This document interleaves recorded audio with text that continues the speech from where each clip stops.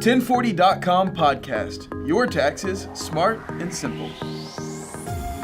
Hey, welcome to the 1040.com podcast, episode 16. I'm Paul. And I'm Sue.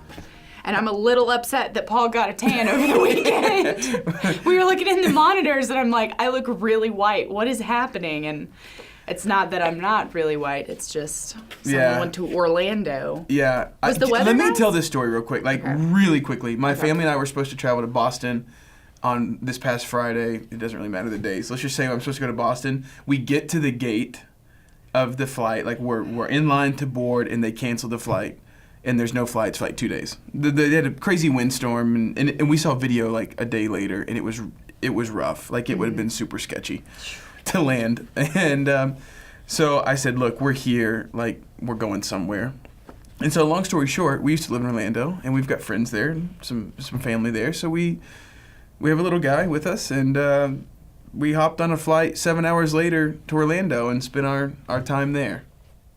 That's awesome. No, it was so great. You know, everybody at the office was following, like, oh man, you know, Paul didn't get to, you know, when we're getting updates, and then you just posted, well, we're just going to Orlando. We were all like, yeah. Yay! That wasn't as disappointing. Yeah. Did you go to Disney or anything? No, we didn't do it. I mean, typically we do. Uh-huh. And because we lived there for a while, like, we know of things to do, but we never do them because now having a little dude, like, we always go to parks. And so we didn't. We went to, like, a minor league hockey game and ate restaurants that we typically wouldn't eat at. And that's awesome. Yeah, we had a lot of fun. Anyway, I really hope these guys by don't little, want to hear this. Well, it's fine. I really hope by little dude you mean, like, your younger brothers, like, hanging out with Yeah, you. It's like, he's we got shorter than I am. My little dude hanging on. But anyway. What have you been up to? Like, what was work like?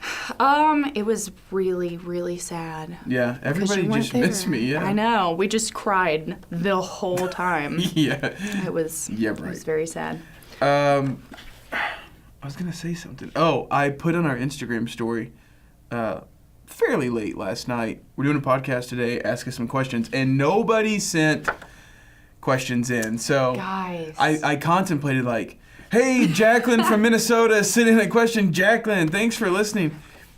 But we can't do that. So we're just going to be super honest and go, you guys need to go follow our Instagram story. Yes. For opportunities like that, we would give you a shout out on the show and help you answer tax questions, or if you want to know something about Sue. Not me, just about Sue. Oh gosh. Hey, Sue's got some really good information for us. Yes. You've been studying this for a few weeks now, probably, between blogging and just other things that kind of what we're talking about today weaves into other topics and kind of the fine line between. So let's dive in. We're talking shared economy. And typically when we think shared economy, we think Uber, Lyft, these different services where you download an app, you can, call an Uber, call a Lyft, call a whatever, and they come pick you up and you're in somebody's personal car, and it might not be their day job, but they take time out of their day and drive as a Uber driver or a Lyft driver or whatever. So there's other things. It could be groceries. It could be... there's one that you can go and get, like, fast food, which Sure. makes me really happy because... Yeah, takeout. Yes. If I can get, like, a quesadilla. A quesadilla. If I can get that quesadilla delivered to my house, good gravy. I need to get out more. And then you just So I said won't good use gravy. That was like the Yeah. most country thing you've ever said. Yeah, no, but takeout. gosh. Like, you can Yeah. be a takeout delivery through an app. Like, that's super cool. It is super cool. What do they say? It's a great time to be alive? Yes. It's a good time to be alive. 2018. Yeah, here we go. But if you're doing that, or if you're contemplating doing that, there is some things to know that apply to what we do, and that is taxes. Taxes, yay. So we're going to kind of go through some things. Let's start with defining how you are part of the shared economy world. So the thing about this is that the sharing economy is basically defined as you're making money doing something that you already do. So if you are driving for people, you're already in your car. Maybe you're trying to make car payments. If you're going to the grocery store, you're already going to the grocery store. It's just finding ways to make money doing the things that you already have to do. Typical everyday life. Exactly. So people don't always realize that they're part of the sharing economy. So we've got some questions. If you want to know more about drawing the line between, am I just doing this, as a hobby, or am I doing this as a business? The IRS has 9 questions on their site. Yeah, that's super cool. That will take you through it, and none of them are like, okay, if you answered 7 out of 9, then you are this. But it's not like one of those celebrity profile quizzes on Facebook. Oh, okay. No, it's not going to work like that. But we're just taking a few of those and talking a little bit more about that. So. With the first question, so did you earn money consistently from your activity? Right.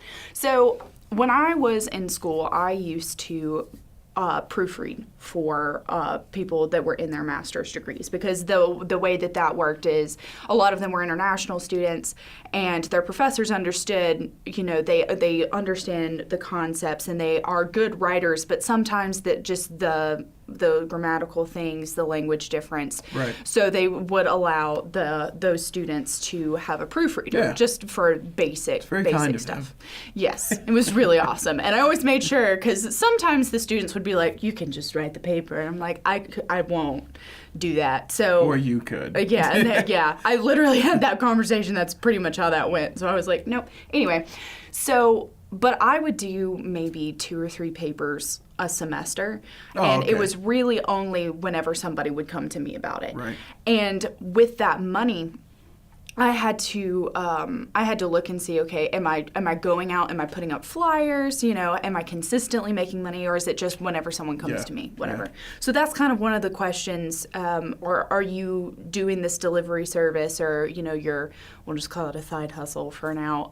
Are you doing it because I happen to be at the grocery store, let me see if anybody, needs something while I'm here, or are you spending time like, okay, today at 4, I do this once a week, every week, I'm going to go and see. Right.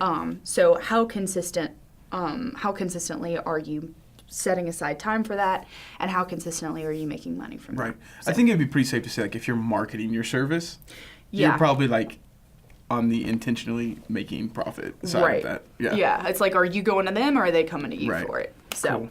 It's really cool. So that kind of takes us right into, like, do you intend to make profit? So when you sign up for this, like if you're going to be a driver, like you have to be certified and go through their programming. So, but that still might not mean that you're intending to make a profit. So you mentioned a car payment. We can use that example. Yes. So the important thing to know here is the difference between income and profit. Because at first when you think profit, you're like, yeah, of course I want to make money.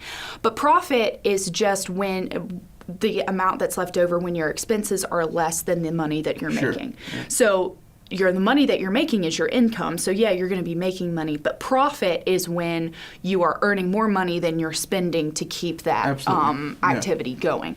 So if you intend to make a profit, if you are in it so that you can make more money than you're spending, then the likelihood is that you are part of the sharing economy. Now, what we were talking about, you brought up a good point about, okay, what if somebody's just paying off their car, you start doing Uber. So your car expenses, like paying off a car, that is an expense that you have to pay to be able to do Uber. Like you couldn't do that if you weren't paying those. So that, if you're only doing Uber to cover your expenses, that qualifies more as a hobby, because you are not trying to make a profit. You're just trying to bring in income to cover expenses. You could totally be working a day job and you're picking up a couple hours at night, just to help offset some other things. Right. Yeah. Right.